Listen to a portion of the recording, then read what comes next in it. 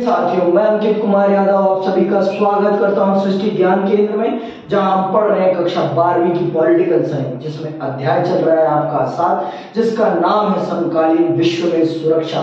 जिसमें मैंने आपको समझा दिया है कि सुरक्षा क्या है और मैंने आपको सुरक्षा के प्रकारों के बारे में भी समझा दिया, जिसमें आपकी औपचारिक सुरक्षा और आपकी अनौपचारिक सुरक्षा को भी मैंने विस्तार पूर्वक आपके सामने परिभाषित कर दिया है। अब मैं चल रहा हूं समझाने आज जो सुरक्षा के लिए नए खतरे आ रहे हैं उनके बारे में आपको समझाने। वो कौन से खतरे हैं जो आपकी सुरक्षा के लिए चुनौती बन रहे हैं आज के समय में, मैं चल रहा हूं उनको आपके सामने परिभाषित करने। तो बड़ा ध्यान से सुनिएगा और थोड़ा धैर्य रखिएगा, क्योंकि धैर्य से ही ज्ञान मिलता है, भागने से ज्ञान नहीं मिलता। तो चलिए सुनते हैं और समझते हैं कि खतरे के नए स्रोत क्या हैं, जहां से हमारे सामने खतरे पैदा हो रहे हैं। तो आइए प्रारंभ करते हैं और जानते हैं खतरे के नए स्रोतों के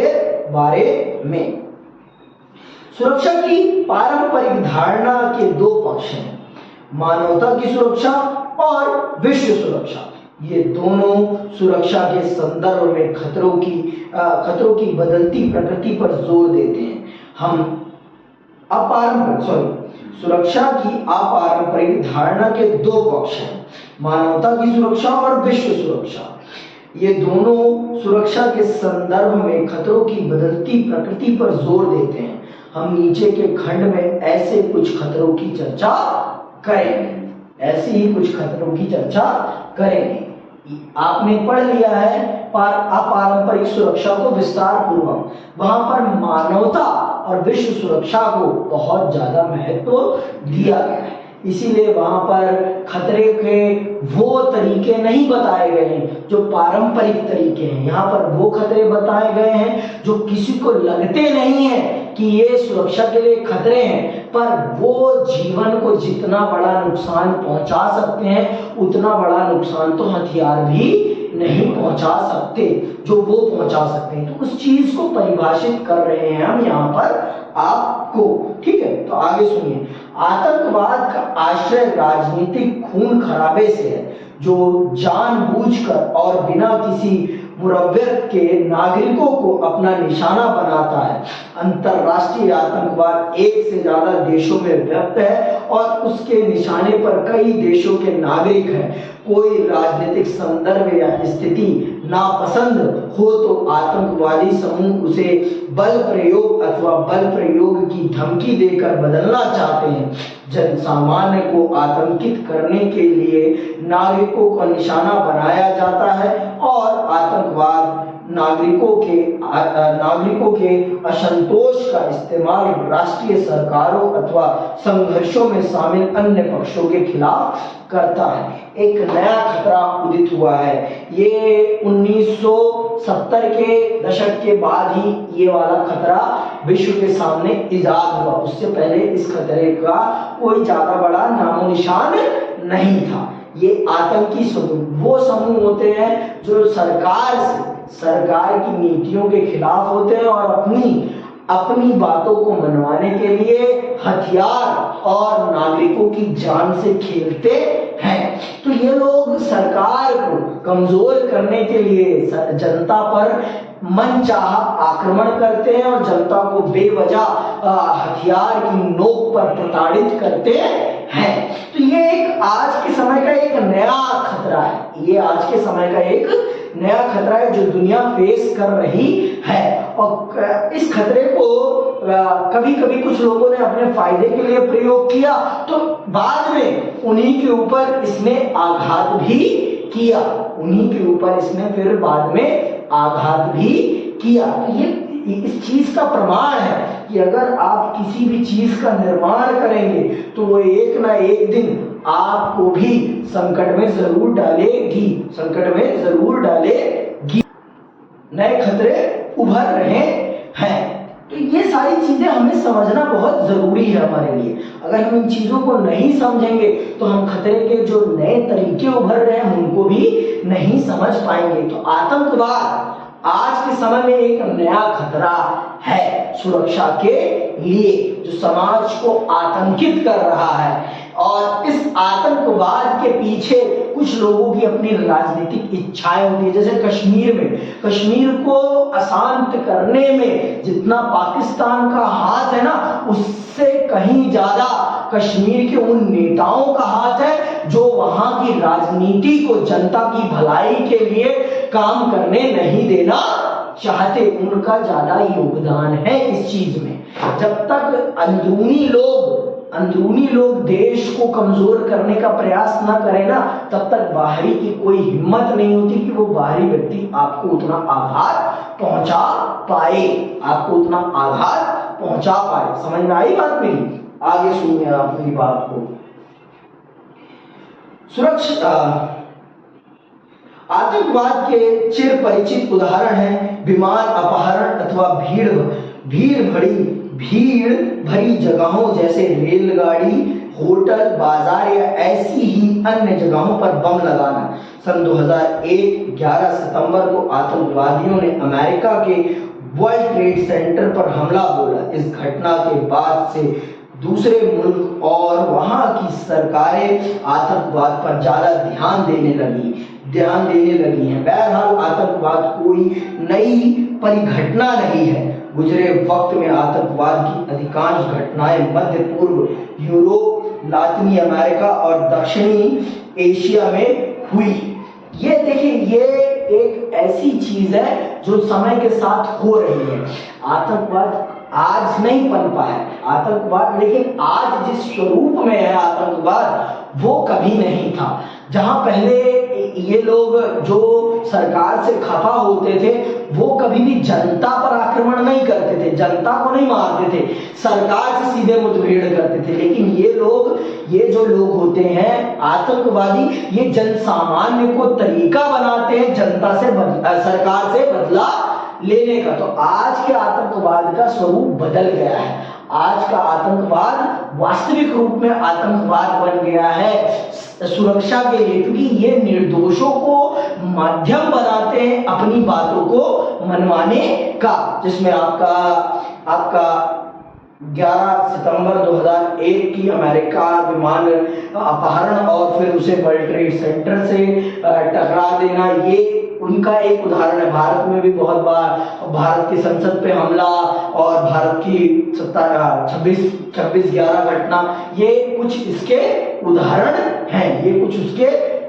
हैं, तो ये हमारे लिए समझना बहुत जरूरी है कि इन घटनाओं ने किस प्रकार से हमारी सुरक्षा को बहुत बड़े खतरे पैदा कर दिए हैं। इस प्रकार की घटनाओं ने। आगे सुनिए, मानव अधिकार। देखिए, जब तक हम मानव अधिकारों की बात नहीं करेंगे तब तक हम समाज को सही रूप में एकजुट नहीं कर सकते हैं। मानव अधिकार ही एक ऐसा तरीका है जिसके माध्यम से हम जनता को एक सही रास्ता प्रदान कर सकते हैं। नहीं तो कोई और रास्ता नहीं है जिसके माध्यम से हम जनता को सही रास्ते पर रख सकते। देखिए, जब तक हम किसी के अधिकार नहीं छीनते तब तक हम किसी के मन में विद्रोह नहीं पैदा होता। विद्रोह पैदा होने के पीछे सबसे बड़ा कारण ही क्या है? उसको उसके अधिकार ना मिल पाना। तो इसीलिए मानव अधिकारों का मिलना किसी भी देश में संतोष की एक पहली कड़ी होती है कि अगर आप जनता को संतोषित करना चाहते हैं तो आप उस देश की जनता को अधिकार पूर्ण रखिए। आप अगर किसी भी देश की जनता को अधिकार देंगे तो वो जनता कभी भी आपके विरुद्ध नहीं जाएगी। ठीक, सुनिएगा। मानव अधिकार को 3 कोटियों में रखा गया है। हो सकता है आपको लगे कि मानव अधिकारों की इससे कहीं ज्यादा कोटियां हो सकती हैं। मानव अधिकार को यहाँ पर 3 कोटियों में रखा गया है, लेकिन इस 3 कोटियों में मानव अधिकार विषयक चर्चा की शुरुआत की जा सकती है। पहली कोटि राजनीतिक अधिकारों की है, जिसे अभिव्यक्ति और सभा करने की आजादी। दूसरी कोटि आर्थिक और सामाजिक अधिकारों की है। अधिकारों की तीसरी कोटि में उपनिवेशीकृत जनता अथवा जातीय और मूलवासी अल्पसंख्यकों के अधिकार आते हैं। इस वर्गीकरण को लेकर व्यापक सहमति है, लेकिन इस बात पर सहमति नहीं बन पाई है कि इनमें से किस कोटि के अधिकारों को सार्वभौम मानव अधिकारों की संज्ञा दी जाए या इन अधिकारों के उल्लंघन की स्थिति में अंतरराष्ट्रीय बिरादरी को क्या करना चाहिए। मैंने आपको बता दिया है, हर देश अपने नागरिकों के साथ अलग ट्रीटमेंट करता है, हर देश। और हमारे विश्व में कोई ऐसी एक अंतरराष्ट्रीय संस्था नहीं है जो विश्व को जोड़कर रखे, जो विश्व की सुरक्षा को सुनिश्चित करे। तो आज तक हम ये तय नहीं कर पाए हैं कि राजनीतिक सुरक्षा राजनीतिक अधिकार ज्यादा महत्वपूर्ण है किसी इंसान के लिए, या आर्थिक अधिकार ज्यादा महत्वपूर्ण है किसी इंसान के लिए, या फिर उसको अगर वो अल्पसंख्यक है उस देश में तो उसके लिए कुछ बेहतरीन, कुछ अतिरिक्त अधिकार होने चाहिए। आज तक हम इस चीज को सुनिश्चित नहीं कर पाए। मेरा मानना है, अगर हम एक पूंजीवादी समाज में रह रहे हैं तो जितने राजनीतिक अधिकार महत्वपूर्ण है उससे कहीं ज्यादा अधिकार महत्वपूर्ण है आपके आर्थिक, क्योंकि अगर वो आर्थिक रूप से सशक्त होगा तो वो राजनीतिक अधिकार भी अपने पास प्राप्त कर पाएगा। अगर वो आर्थिक रूप से सशक्त नहीं होता है पूंजीवादी समाज में तो उसकी कोई भी वैल्यू नहीं होगी। ये मेरा मानना है पर्सनल। तो इसलिए मैं मानता हूं कि पूंजीवादी समाज में मनुष्य को आर्थिक अधिकार ज्यादा से ज्यादा मिलने चाहिए, उसको अपने विकास करने के ज्यादा से ज्यादा अवसर मिलने चाहिए, जिससे कि वो अपने आप को विकास, अपने आप को आगे से आगे बढ़ा सके और अपने विकास को सुनिश्चित कर सके, अपने विकास को सुनिश्चित कर सके। आगे सुनिए।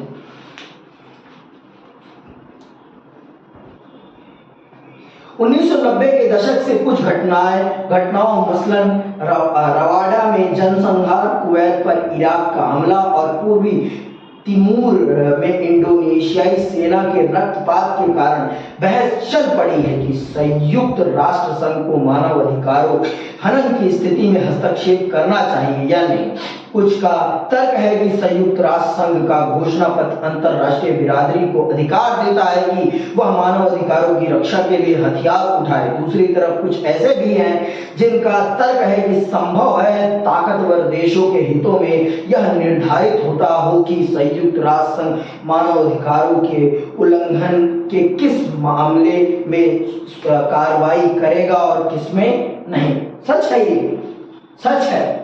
जहां पर दूसरे छोटे देश इन्वॉल्व होंगे वहां तो मानव अधिकार के नाम पर संयुक्त राष्ट्र संघ इन्वॉल्व हो जाएगा, लेकिन जब बड़े देशों की बात आएगी, जहां बड़े देश और छोटे देश के आपसी फायदे निहित होंगे, वहां पर संयुक्त राष्ट्र संघ क्या उसी तत्परता से काम करेगा मानव अधिकार के लिए जितने तत्परता से वो छोटे देशों के बीच हुए कॉन्फ्लिक्ट में काम करता है? जी कदापि नहीं, क्योंकि बड़े देश उसको आर्थिक सहयोग ज्यादा देते हैं, इसलिए वो उनके खिलाफ कभी नहीं जाएगा, वो उनके खिलाफ कभी नहीं जाएगा। ये मानना है, मेरा खुद का पर्सनल मानना है। अगर अमेरिका किसी भी देश पर हमला करेगा तो आपने उदाहरण भी पढ़ लिए बहुत सारे, आपने देख भी लिया, वहां पर उसे मानव अधिकार दिखाई नहीं पड़ते। अमेरिका के बारे में या रशिया के बारे में या चीन के समय में उसकी आंखों पर पट्टी बंध जाती है, उस समय उसकी आंखों पर पट्टी बंध जाती है और वो जिस देश पर हमला कर रहे हैं वहां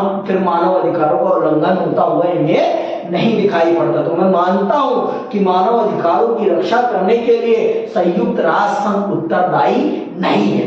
अगर उस देश की सरकार अपने आप को सबल बना पाती है तो वो अपने लोगों के अधिकार की सुरक्षा करे, ये अपेक्षा ना करे कि अंतरराष्ट्रीय संस्था अर्थात संयुक्त राष्ट्र संघ सुरक्षा उसे मुहैया कराएगा या उसके नागरिकों को सुरक्षा मुहैया कराएगा। छोटे देशों के कॉन्फ्लिक्ट में जरूर ये इन्वॉल्व होकर उनको वहां पर मानव अधिकारों की सुरक्षा की बात कर देंगे, नुमाइंदगी कर देंगे, लेकिन बड़े देश जहां कॉन्फ्लिक्ट में भिड़ेंगे वहां ये कभी भी इन्वॉल्व नहीं होंगे, ये कभी भी इन्वॉल्व नहीं होंगे। ये आपको समझना बहुत जरूरी है, ये आपके लिए समझना बहुत जरूरी है, क्योंकि इसको जब तक नहीं समझोगे तब तक कुछ भी नहीं समझ पाओगे। और इसको समझना ही असली राजनीति को समझना है, इसको समझना ही असली राजनीति को समझना है। आगे सुनिए आप। खतरे का एक और स्रोत वैश्विक निर्धनता है। ये तो सबसे बड़ा है, ये तो सबसे बड़ा है। किसी भी देश में अपराध अगर सबसे ज्यादा बढ़ रहा है तो इसी के कारण। अगर गरीब देश की जनता अमीर देशों में जाकर अपराध कर रही है तो इसी के कारण, क्योंकि उनके पास और कोई ऑप्शन ही नहीं। मैंने आपको बताया, जब आपके जेब में कुछ है ही नहीं, आपके पास खोने को कुछ है ही नहीं, तो आप दूसरे को मार काट करने में भी घबराओगे नहीं। इसको मैं सबसे बड़ा कारण मानता हूं असुरक्षा का। सुरक्षा पर अगर आज के समय में सबसे बड़ा खतरा कुछ है तो वो क्या है? निर्धनता। वो क्या है? निर्धनता। सुनिएगा, खतरे का एक और स्रोत वैश्विक निर्धनता है। विश्व की जनसंख्या फिलहाल 6 अरब 20 करोड़ है और अगले 25 वर्षों में यह 7 से 8 अरब तक हो जाएगी।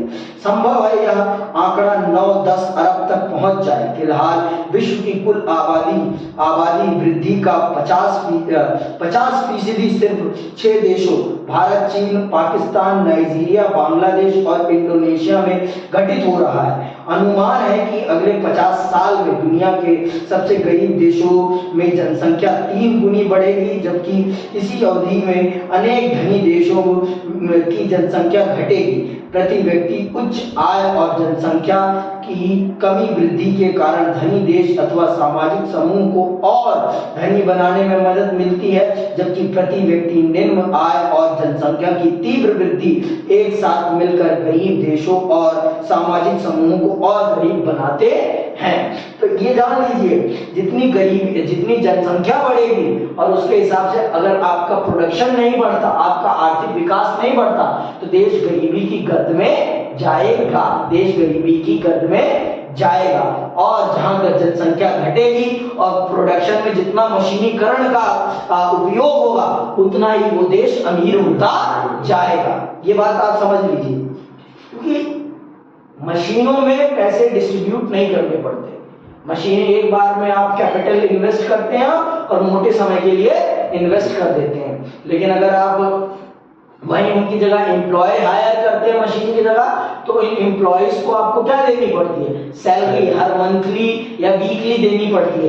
तो वहां पर आप ज्यादा से ज्यादा प्रॉफिट मैक्सिमाइज नहीं कर पाते, लेकिन मशीन के माध्यम से आप ज्यादा से ज्यादा प्रॉफिट मैक्सिमाइज करते हैं। तो ये जो अमीर देश है वो ज्यादा से ज्यादा मशीनीकृत होते जा रहे हैं और उनकी जनसंख्या भी कम होती जा रही है, जिसके कारण उनमें उनका वो आर्थिक रूप से ज्यादा संपन्न होते जा रहे हैं। वो आर्थिक रूप से ज्यादा संपन्न होते जा रहे हैं। जो ये इस बात का प्रमाण है कि अगर गरीब देशों में गरीबी बढ़ती रहे और अमीर देशों में अमीरी बढ़ती रहे, तो एक दिन ये गरीबी ही सुरक्षा का सबसे बड़ा खतरा बन जाएगी और उन अमीर लोगों के गले काट देगी। उन अमीर लोगों के गले काट देगी और उनके पैसे उनसे छीन लेगी। मैंने आपको इसका स्पष्ट उदाहरण बता दिया है। चोर अगर चोरी करने के लिए मजबूर होता है तो सिर्फ इसलिए मजबूर होता है क्योंकि उसके पास कोई और साधन नहीं होता आय कमाने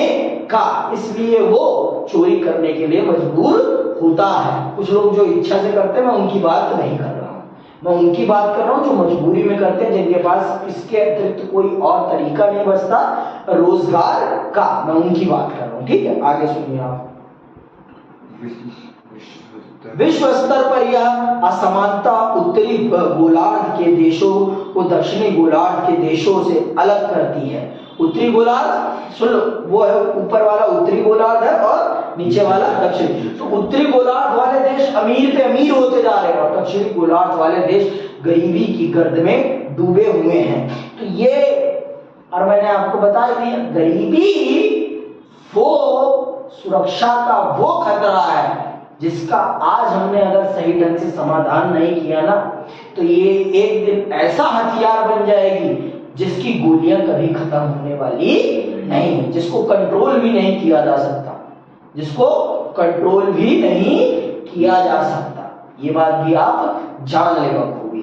तो जब अगर इस असुरक्षा से बचना है विश्व को, तो गरीबी पर काम करना बहुत जरूरी है। आगे सुनिए।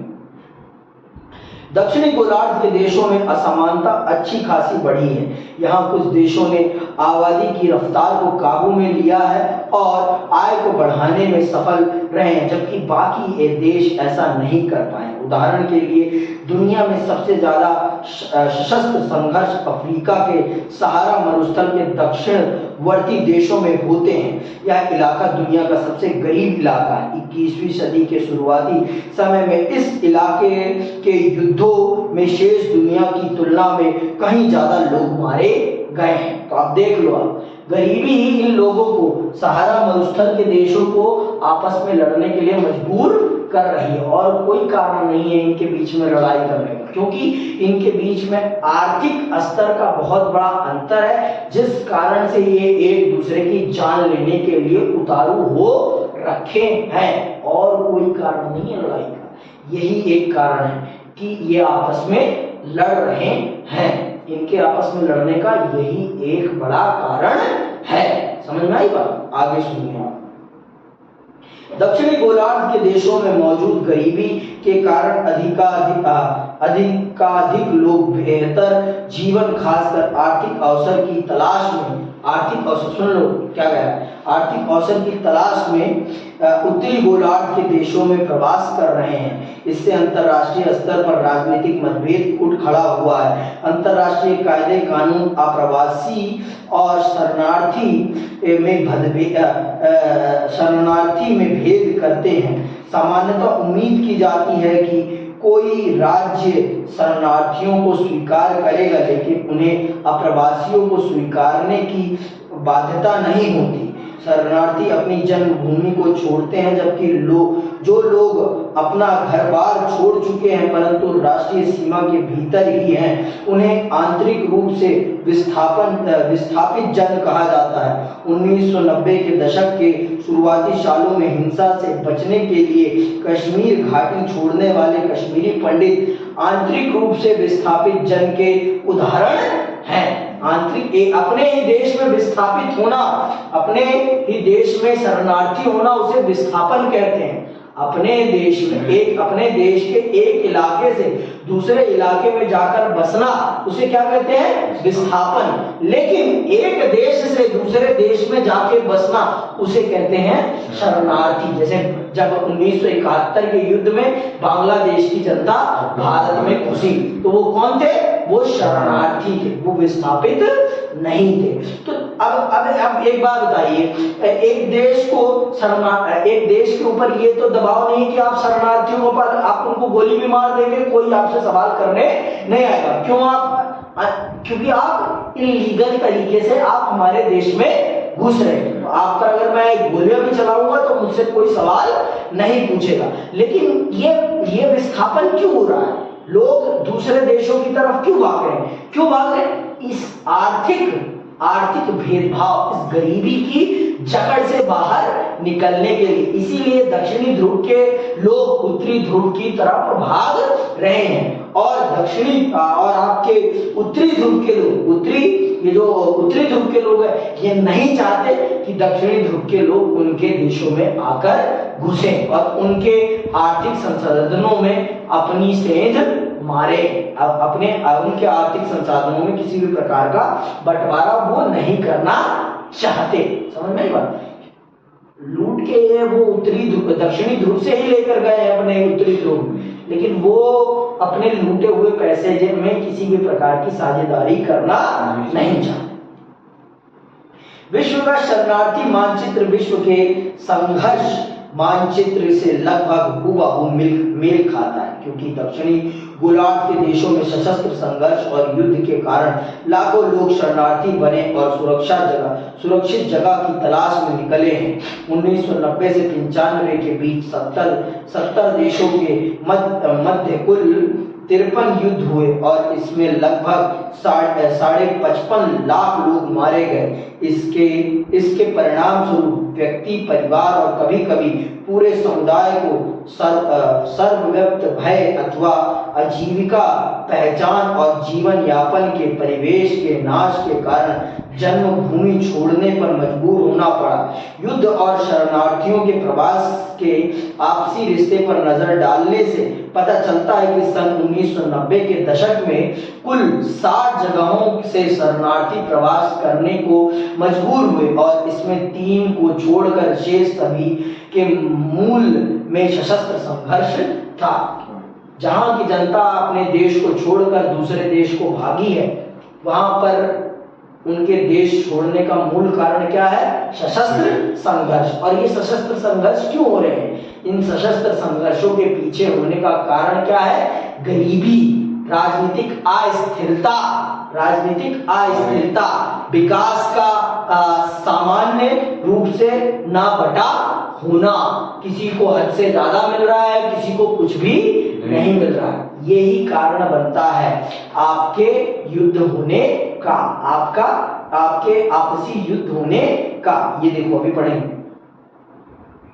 HIV, एड्स, बर्ड फ्लू और सार्स जैसी महामारियां आप्रवास, व्यवसाय, पर्यटन और सैन्य अभियानों के जरिए बड़ी तेजी से विभिन्न देशों में फैली है। इन बीमारियों के फैलाव को रोकने के लिए किसी एक देश की सफलता अथवा असफलता का प्रभाव दूसरे देशों में होने वाले संक्रमण पर पड़ता है।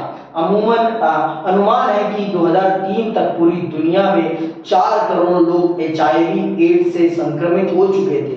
इनमें 2/3 लोग अफ्रीका में रहते हैं, जबकि शेष के 50% दक्षिण एशिया में, उत्तरी अमेरिका तथा दूसरे औद्योगिक देशों में उपचार की नई विधियों के कारण 1990 के दशक के उत्तरार्ध के वर्षों में HIV एड्स से होने वाली मृत्यु की दर में तेजी से कमी आई है। लेकिन अफ्रीका जैसे गरीब इलाके के लिए ये उपचार कीमत को देखते हुए आकाश कुसुम कहे जाएंगे, जबकि अफ्रीका को ज्यादा गरीब बनाने में HIV एड्स महत्वपूर्ण घटक साबित हुआ है।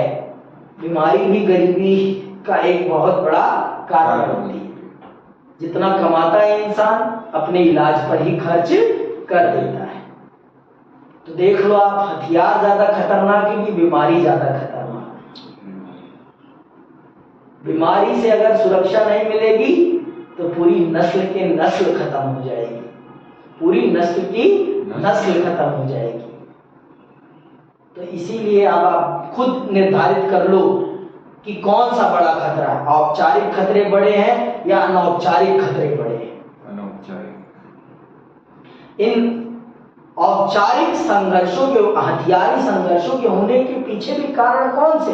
अनौपचारिक ही तो है। गरीबी अनौपचारिक खतरा है ना। तो ये बातें समझने वाली हैं। इन बातों को जब तक हम नहीं समझेंगे तब तक हम खतरे से कभी निजात नहीं पा पाएंगे। अगर हमें खतरे से निजात प्राप्त करना है तो हमें इन सब मुद्दों पर बैठकर बात करनी पड़ेगी। हमको इन सब मुद्दों पर बैठकर बात करनी पड़ेगी, तभी हम इन मुद्दों से बाहर निकल पाएंगे। नहीं तो हम कभी भी इन मुद्दों से बाहर नहीं निकल पाएंगे। हम आपस में लड़ते रहेंगे और हम कुछ नहीं कर पाएंगे, समझ में आई बात? तो अगर हमें इन मुद्दों से बाहर निकलना है तो हमें अपने देश में बहुत सारे सुधारों को करने की जरूरत है, खास करके स्वास्थ्य के क्षेत्र में। और इसको पढ़ के ये हमें भी समझना पड़ेगा कि हमारे देश के लिए कौन सा खतरा सबसे बड़ा है। हमें भी समझना पड़ेगा, बीमारी सबसे बड़ा खतरा है या फिर बंदूकें या गोलियां सबसे बड़ा खतरा है।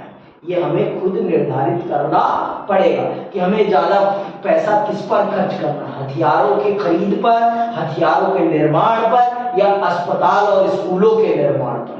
ये हमें खुद निर्धारित करना पड़ेगा। आपको इसीलिए ये पढ़ाया जा रहा है जिससे कि आप सुरक्षा के नए नए तरीकों को समझ सके, खतरों को समझ सके और अपनी सोच को विकसित कर सके, और आप समझे कि आप अपनी सरकार जब चयनित करेंगे तो आपको किन बातों का ध्यान रखना है, किन बातों का ध्यान रखना है। ये बात आप इस पर समझेंगे। आगे सुनिए। एबोला वायरस, हेटा वायरस और हेपेटाइटिस सी जैसी कुछ नई महामारियां उभरी जिनके बारे में जानकारी भी कुछ खास नहीं। टीबी, मलेरिया, डेंगू, बुखार और हैजा जैसी पुरानी महामारियों ने औषधि प्रतिरोध रूप धारण कर लिया है और इससे इनका उपचार कठिन हो गया है। जानवरों में महामारी फैलने के भारी आर्थिक दुष्प्रभाव होते हैं। 1990 के दशक के उत्तरार्ध के सालों में ब्रिटेन में मैड काउ महामारी के भड़क उठने के कारण अरबों डॉलर का नुकसान उठाया है और बर्ड फ्लू के कारण कई दक्षिण एशियाई देशों में मुर्गी निर्यात बंद करना पड़ा। ऐसी महामारियां बताती हैं कि देशों के बीच पारस्परिक निर्भरता बढ़ रही है और राष्ट्रीय सीमाएं अब पहले की तुलना में कम सार्थक रह गई हैं। इन महामारियों का संकेत है कि अंतर्राष्ट्रीय सहयोग को बढ़ाने की जरूरत है। तो आप जान लीजिए, बीमारियां सीमाएं नहीं देखती हैं, बीमारियों को सीमा से नहीं रोका जा सकता। तो अगर हमें विश्व को सुरक्षित करना है तो हमें बीमारियों पर एकजुट होकर काम करना पड़ेगा। और अगर हम एकजुट नहीं होते बीमारियों को लेकर तो इस चीज को ना भूलें कि एक न एक दिन विश्व बीमारियों के कारण ही बर्बाद हो जाएगा। विश्व बीमारियों के कारण बर्बाद हो जाएगा, इसमें कोई दो राय नहीं है, इसमें कोई दो राय नहीं है। ये बात आप जान लीजिए। अगर आप बीमारियों से निजात नहीं दिलाते हैं विश्व को तो एक न एक दिन आपका विश्व इन बीमारियों की चपेट में आकर मर जाएगा। और ये बीमारियां सिर्फ लोगों को ही नहीं मारती, आर्थिक विकास को भी बहुत बड़े स्तर पर रोक देती हैं। देख लो, जब आया था कोरोना सारा काम धंधा रुक गया था कि नहीं रुक गया था? आर्थिक विकास भी रुका था ना उस समय। वही चीज है कि अगर हमने और कोई विकल्प नहीं निर्धारित किया तो हमारे लिए और असुरक्षा बढ़ जाएगी, हमारे लिए और असुरक्षा बढ़ जाएगी। सुरक्षा की धारणा में विस्तार करने का यह मतलब नहीं कि हम हर तरह के कष्ट या बीमारी को सुरक्षा विषयक चर्चा के दायरे में शामिल कर सकते हैं। अगर हम ऐसा करते हैं तो सुरक्षा की धारणा में संगति नहीं रह जाती। ऐसे में हर चीज सुरक्षा का मसला हो सकती है। इसी कारण किसी मसले को सुरक्षा का मसला कहने के लिए एक सर्व स्वीकृति न्यूनतम मानक पर खरा उतरना जरूरी। हर चीज को हम सुरक्षा के लिए खतरा नहीं कह सकते, हर चीज को हम सुरक्षा के लिए खतरा नहीं कह सकते, नहीं तो दुनिया में सरवाइव कर पाना ही मुश्किल हो जाएगा। दुनिया में जिंदा रह पाना ही मुश्किल हो जाएगा, क्योंकि खतरे तो हर जगह है, हर तरफ है। खतरे तो हर जगह है और हर तरफ है, और इन खतरों से मुक्त हो पाना आसान नहीं है। इन खतरों से मुक्त हो पाना आसान नहीं है, समझ में आई बात?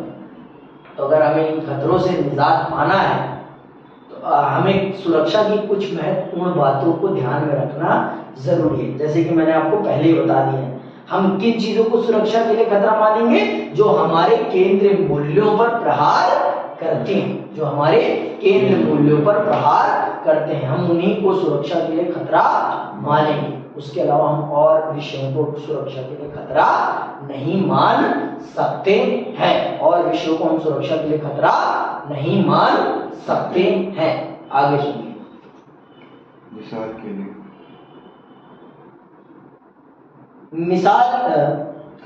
मिसाल के लिए अगर किसी मसले से संदर्भी राज्य अथवा जनसमूह के अस्तित्व को खतरा हो रहा हो तो उसे सुरक्षा का मसला कहा जा सकता है, चाहे इस खतरे की प्रकृति कुछ भी हो। उदाहरण के लिए मालदीव को वैश्विक ताप वृद्धि से खतरा हो सकता है, क्योंकि जितना ग्लोबल वार्मिंग बढ़ेगी उतना ही समुद्र का जल स्तर बढ़ेगा। इससे क्या होगा? मालदीव पानी में डूब जाएगा। तो ये वो खतरा उस देश के पूरे अस्तित्व पर है। इसलिए हम ताप ताप वृद्धि को सुरक्षा के लिए खतरा कहेंगे, क्योंकि इससे मानव अस्तित्व पर खतरा आ रहा है, मानव जीवन पर खतरा आ रहा है। जिस चीज से मानव के अस्तित्व पर खतरा होगा उन चीजों को हम खतरे का विषय मानेंगे, सुरक्षा का विषय मानेंगे। और जिन विषयों से मानव अस्तित्व पर ज्यादा खतरा नहीं आता उनको हम सुरक्षा का खतरा नहीं मान सकते। नहीं तो हम मानने बैठेंगे तो सारी चीजें सुरक्षा के लिए खतरा मानी जाएंगी, सारी चीजें सुरक्षा के लिए खतरा मानी जाएंगी। ठीक, आगे सुनिए। क्योंकि समुद्र तल के ऊंचा उठने से इसका ज्यादा हिस्सा डूब जाएगा, कि दक्षिण अफ्रीकी देशों में HIV एड्स से गंभीर खतरा है, क्योंकि यहाँ हर 6 वयस्क व्यक्ति में एक इस रोग बोस्तानवा की हालत सबसे बदतर है। वहाँ 3 में से 1 व्यक्ति HIV एड्स पीड़ित है। तो वहाँ के लिए HIV एड्स सबसे बड़ा खतरा है, क्योंकि ये भी मानव अस्तित्व पर एक बड़ा खतरा है। ये बीमारी एक ऐसी बीमारी है जो इंसान की जान पर आती है। तो हम यहाँ दक्षिण अफ्रीका के अफ्रीकी देशों के लिए हम HIV एड्स को उस खतरे की श्रेणी में रखते हैं, उस श्रेणी में रखते हैं। ठीक, आगे सुनिए। से पीड़ित है। 1994 में रवाडा की तुस्सी जनजाति के अस्तित्व पर खतरा मंडराया, क्योंकि प्रतिद्वंदी हीतू जनजाति ने कुछ ही हफ्तों में लगभग 5 लाख तुस्सी लोगों को मार डाला। इससे पता चलता है कि सुरक्षा की अपारंपरिक धारणा भी सुरक्षा की पारंपरिक धारणा के समान स्थानीय संदर्भों के अनुकूल परिवर्तनशील है। समझना की बात। तो हर जगह वही बातें हैं, वही चीजें हैं जो सुरक्षा को खतरा पहुंचा रही हैं। हर जगह वही बातें हैं और वही चीजें हैं जो सुरक्षा को खतरा पहुंचा रही हैं। तो हमारे लिए बहुत जरूरी है, मैंने आपको पहले ही बोल दिया, हमें अगर समाज को सच में सुरक्षित करना है तो हमें सुरक्षा के दोनों पहलुओं पर उतना ही ध्यान देना पड़ेगा। दोनों सिक्कों को हमें देखना पड़ेगा, किस सिक्के में जंग लगना है। अगर हम एक को साफ करते रहेंगे और दूसरे को हम नहीं देखते रहेंगे तो एक तरफ से सिक्का दूसरे तरफ के सिक्के को भी गला देगा। हमें दोनों प्रकार की सुरक्षाओं पर ध्यान देना पड़ेगा अगर हम समाज को सच में सुरक्षित करना चाहते हैं। बिना एक तरफी सुरक्षा से हम समाज को सुरक्षा प्रदान नहीं कर सकते। आज के लिए बस इतना ही करते हैं, इसी के साथ आपसे विदा लेता हूँ। जय हिंद, जय भारत।